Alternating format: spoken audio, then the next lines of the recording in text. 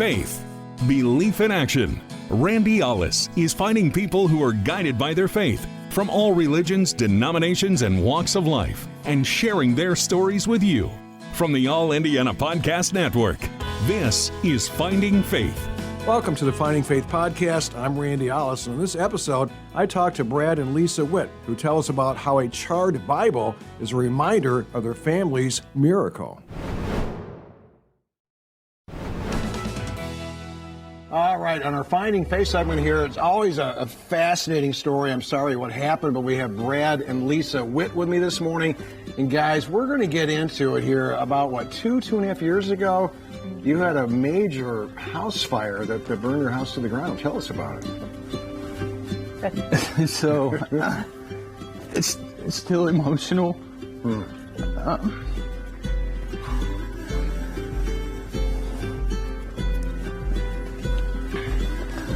What I would say was about 3 o'clock in the morning. She had fell asleep in the living room, and she heard a weird noise that she wasn't familiar with. She woke up, she was watching the late news. I went to bed, and we have a fireplace. So a popping and cracking is something that's familiar in that house because we burn with wood. It's normal. It's normal. So she wakes up about 3 o'clock in the morning, and she said,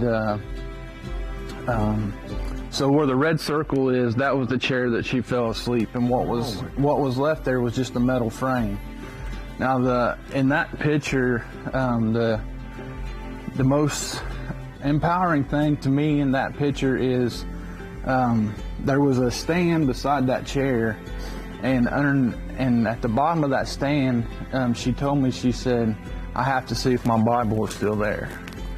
And I told her, I was like, that was part of the hottest part of the house. I said, it's probably not. Well, when I went back in and we started to look for a few things, we was able to find that Bible. The edges of that Bible was burnt, but you could still read every page.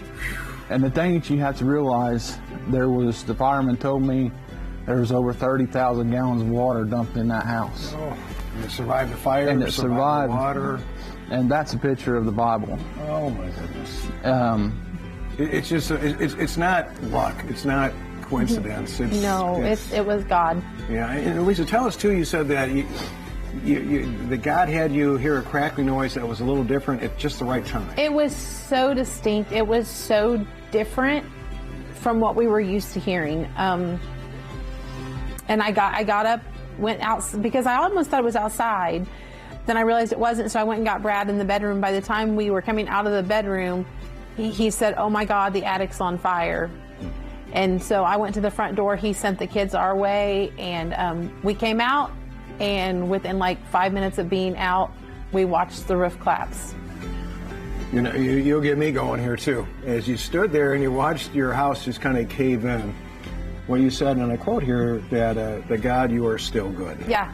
At the end of at the end of the day, we had lost everything, but we all came out, and I think we had to acknowledge God was still good, even watching. We had just been married for 15 years, watched and everything. You celebrated an anniversary before this. Yes. Wow. And we watched everything go up in smoke, but God, there was no explanation. The firefighters told us people don't walk out, especially during the middle of the night, because our smoke detectors weren't going off. All the smoke was venting out the roof.